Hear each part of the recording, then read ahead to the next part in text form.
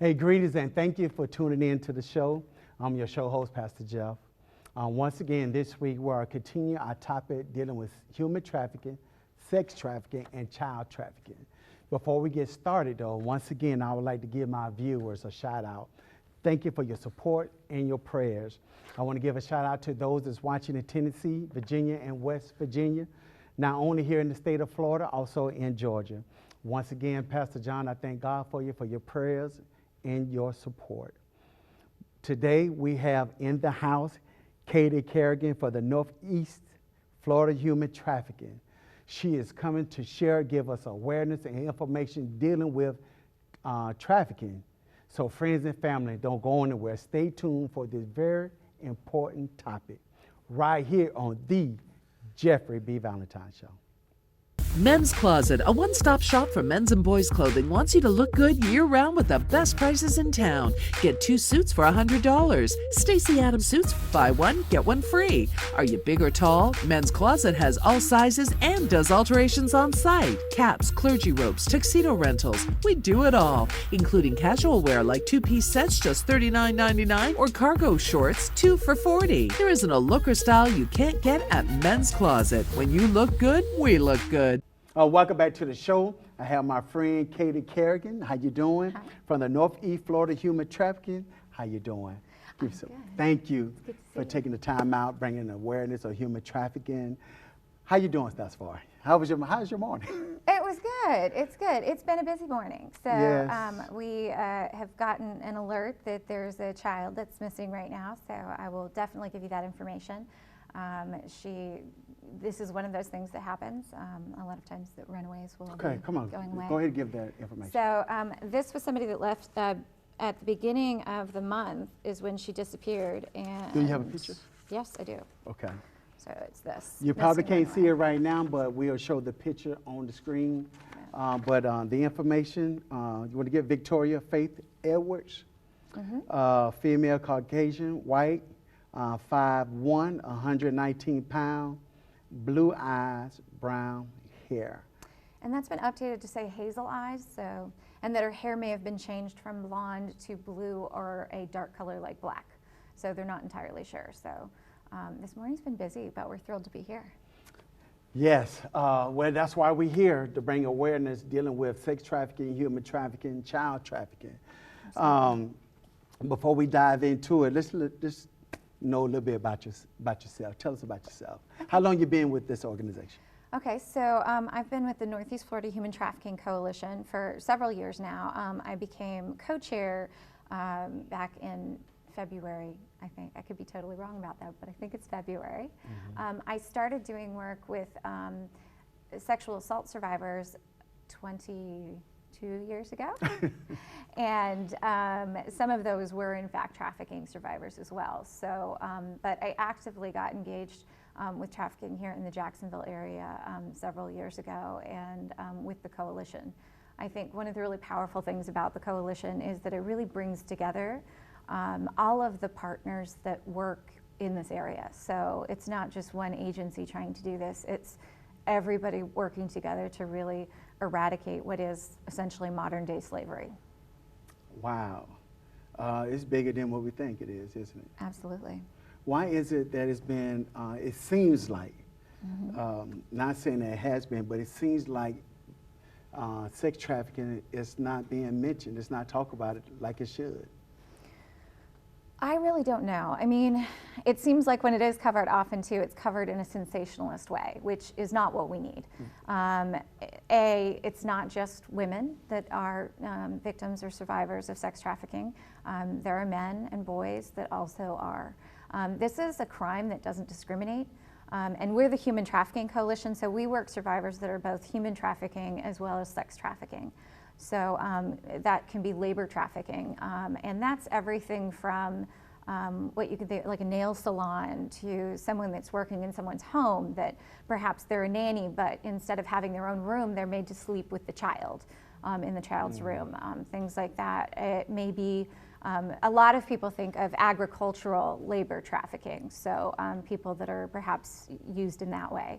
But in, these cases, we see a lot of sex trafficking as well here in Jacksonville. But like I said, it really doesn't discriminate. I've sat down with survivors who, they come from upper middle class families, and unfortunately they met the wrong person at the mall one day. And then within 24 hours, they'd been hooked on drugs, and they had, been with 5 men, and they were too ashamed to call home, even if they'd been able to, which they certainly had no ability to, because they were locked up and monitored. So, yeah, it's a very scary crime. Katy, it's a big business. Yeah, yeah. $1 billion business. Yeah, it's a big Here business. in the state. Yeah, here in the state and around the world. So unfortunately, it's kind of been teetering the last few years of being the #3 crime for organized crime after drugs and guns. And this past year, it overpassed guns for the #2 crime for organized crime. So now it's drugs and then trafficking, which is not really awesome. And the reason being is that, with drugs or with guns, you can sell that once. With a person, they have low overhead and they can sell it more than once. So that's service. And, so really being able to rescue these people out of trafficking and really have the services and support in our communities is incredibly important. Katy, do you find yourself that we as parents or those that see this happening are afraid to speak up? Actually, I'm not sure it's fear so much as sometimes we don't know. So I actually, when I first came to Jacksonville, I was volunteering as a rape crisis advocate, and I was out at a call in the middle of the night, and I saw this survivor, and I just, she told me about her boyfriend, and her, doing prostitution with her boyfriend, and that she didn't have an ID, and it just didn't click. And I could sort of say, well, it was 2 o'clock in the morning and I was really tired, but at the same time, there were lots of red flags. And so those are some of the red flags that you can look for. So this woman, she couldn't really well identify where she lived. She had no access to her documents. So she didn't have access to her driver's license or birth certificate or any other proof of identification. She had no access to her funds. Her boyfriend, held on to all of those things, and that she did not want to be having sex with strangers. That was something the boyfriend was forcing her to do. So here in the United States, we have both state and federal laws that are against trafficking. So the coalition is working against all of those things. I know that we're going to dive in with the laws, and well, I want you to give us some definition. What is trafficking? Okay. What is trafficking and what is commercial trafficking? Okay. There's a difference. There's a difference, or they're the same? It's the same. So okay. Yeah, it's the same. Give the definition. Yeah. So actually, the biggest thing that people confuse is that when people hear trafficking, they're thinking of drug trafficking. Okay, or, that's why I'm getting at. Yeah, yes. guns trafficking, right? Or they're thinking of this, like they think there's got to be movement, right? You're moving a person from this place to that place, and so a lot of times I'll get asked that question: where were they moved from? And I'm going, there's no movement needed. So the only thing needed is force, fraud, or coercion if the person is over the age of 18 and not a vulnerable adult. If they're under the age of 18 or a vulnerable adult, force, fraud, or coercion is not required. So for a commercial sex act. For labor trafficking, then force, fraud, or coercion is required.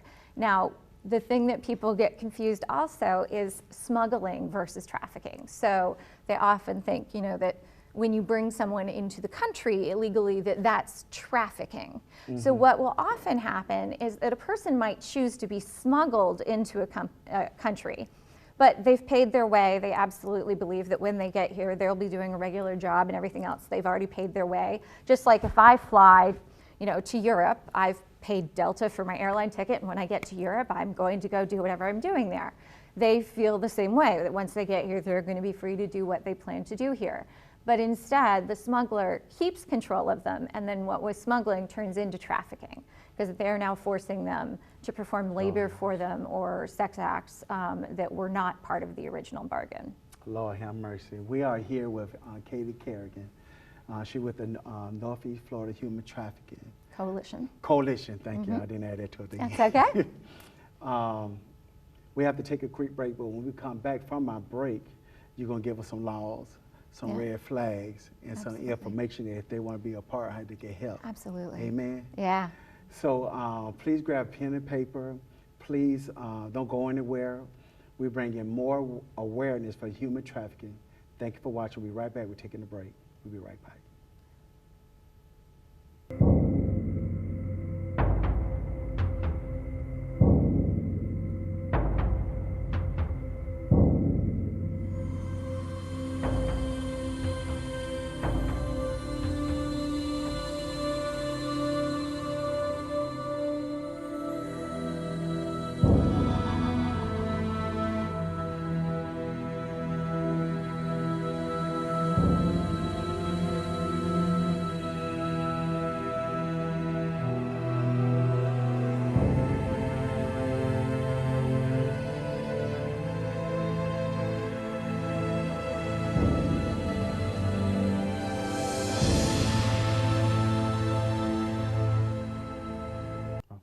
Welcome back to the show. I'm here with attorney. Just found that out through the break. Just give us some information with the laws dealing with human sex trafficking. Sure. So there are both state and federal laws, particularly here in Florida, but most states have now passed anti-trafficking laws. And the federal law has been in place since 2000. That's the Trafficking Victims Protection Act, or TVPA. It's been updated multiple times since then.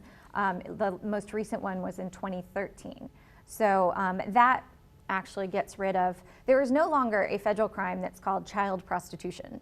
Children they cannot prostitute themselves. Anytime a child is involved with a commercial sex act, that is trafficking.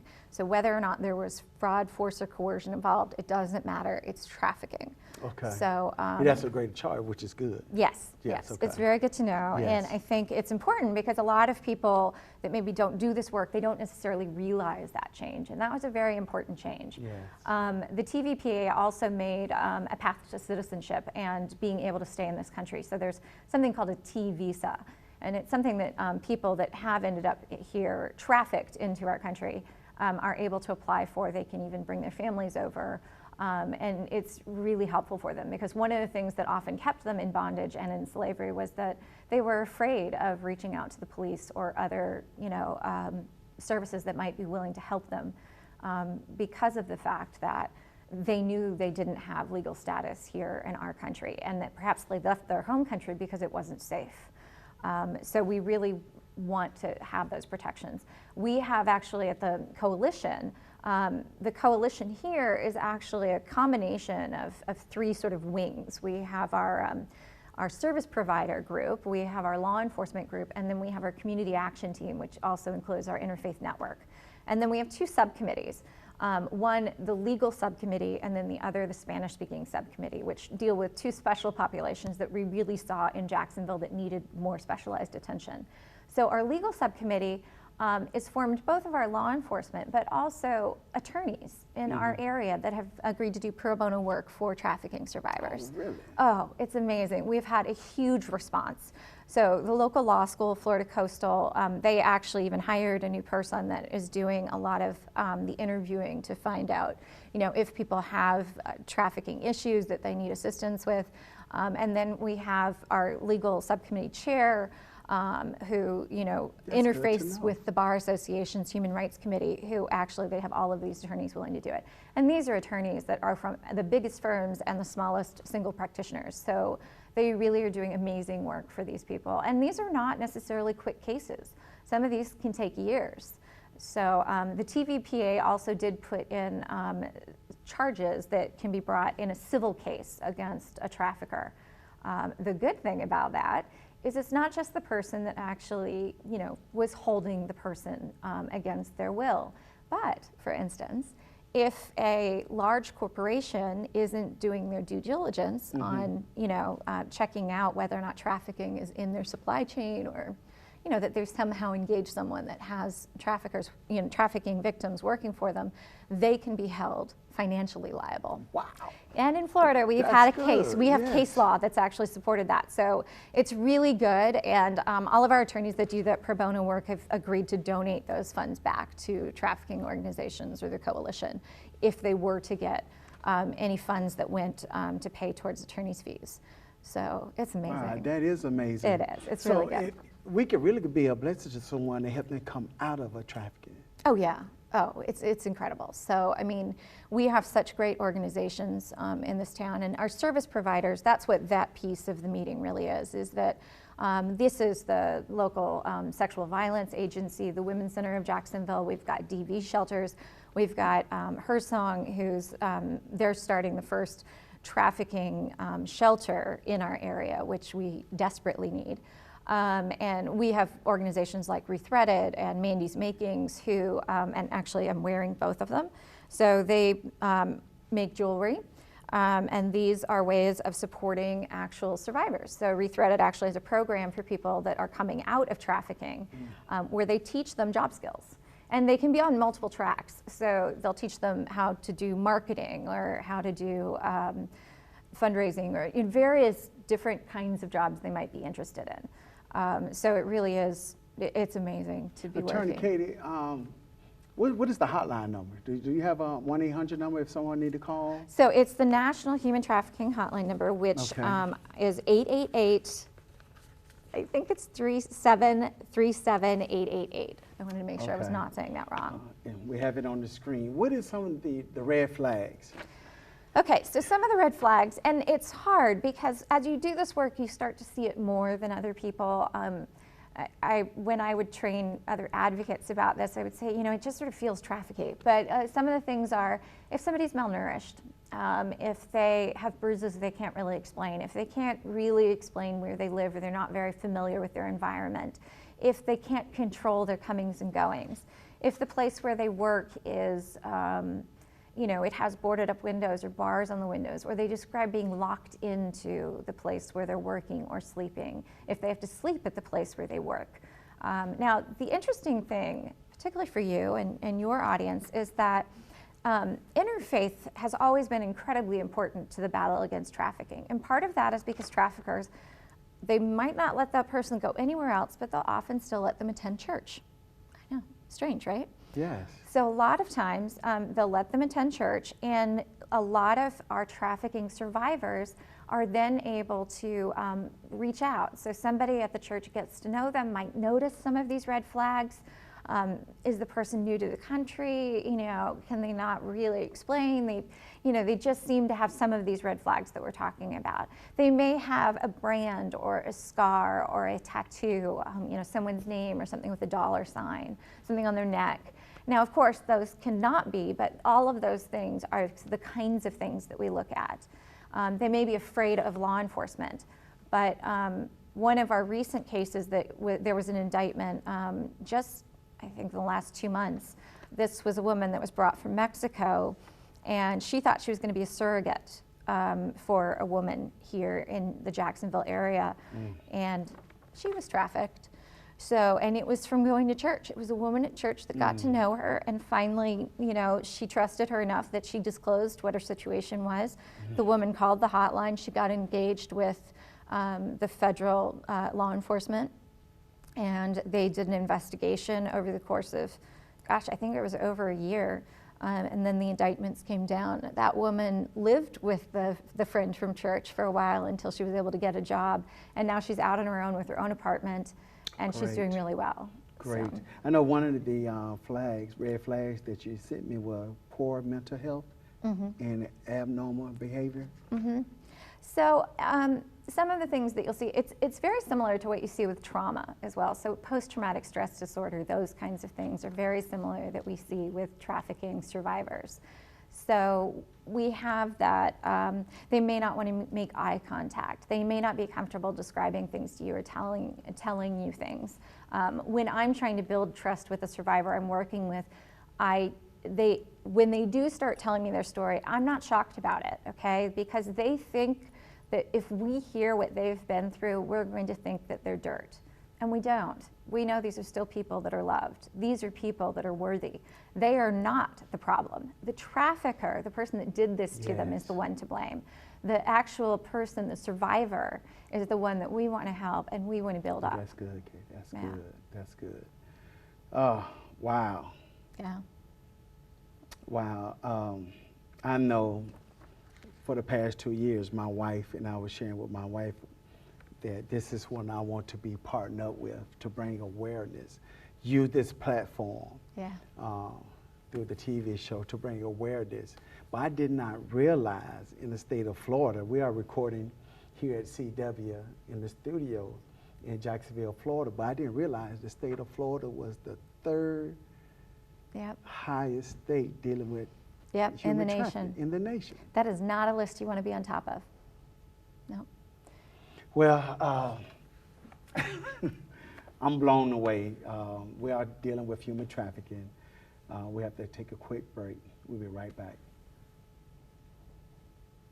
Watch a JBV Ministries project, the Jeffrey B. Valentine Show, talk show with Pastor Jeff, airing on CW17 every Sunday at 5:30 a.m. Men's Closet, a one-stop shop for men's and boys' clothing, wants you to look good year-round with the best prices in town. Get 2 suits for $100. Stacey Adams suits, buy one, get one free. Are you big or tall? Men's Closet has all sizes and does alterations on site. Caps, clergy robes, tuxedo rentals. We do it all, including casual wear like 2-piece sets, just $39.99, or cargo shorts, 2 for $40. There isn't a look or style you can't get at Men's Closet. When you look good, we look good. I speak from experience to say that there are victims and survivors who have been drugged and forced into this ugliness against their wills. I realize that this statement flies in the face of the mainstream, mono-thought, stereotypical mentality that porn is something that women choose, or that she likes it, she asked for it, she chose it. Although that might be true for some, many are coerced into agreeing with whatever our pornographer says just to stay alive. You know, I was drugged before each filming. Sometimes it was with an amnesiac, sometimes with a paralyzing drug, sometimes with pain blockers, sometimes a crazy combination of all of them. We lie to cover up the truth. We do not have the words to speak out because our pain is too graphic, and it's next to impossible to describe what happened to us. We're met with dismissals and denials. I'm here to tell you, some of us have succumbed to more drug addictions, some to insanity, some to crippling isolation, and some even to death. Welcome back to the show. We're still dealing with human trafficking. Attorney Katy, let's talk about some action. How can our viewers get involved? Okay, that's a great question. All right, so because we don't want to just tell you this is this terrible problem and you're going to see it in your community and then just leave you there. So there are things you can do right now. So for one thing, we have a Facebook page. It's the Northeast Florida Human Trafficking Coalition. Like us on Facebook, and then you're going to see when we post things. We post things all the time about our partner agencies, which is going to help you find a lot of those local agencies that are doing this work. We post things about indictments in our area. We post things about changes to the law. We post things about red flags and like that. I had just posted that recently. Right when school was starting, I posted something like red flags for educators, you know. So there's a lot of information that comes out. Teachers, yes. Yeah, and in addition, we do an art event that starts in the fall, and then we usually have the art event in basically the winter, sort of February-ish. And that is for 7th grade all the way through college artists, or just people that are inspired. They learn about trafficking, and then they do a piece of artwork. So if you look on our Facebook page, that background photo, I just cycle through different ones that are from that event last year.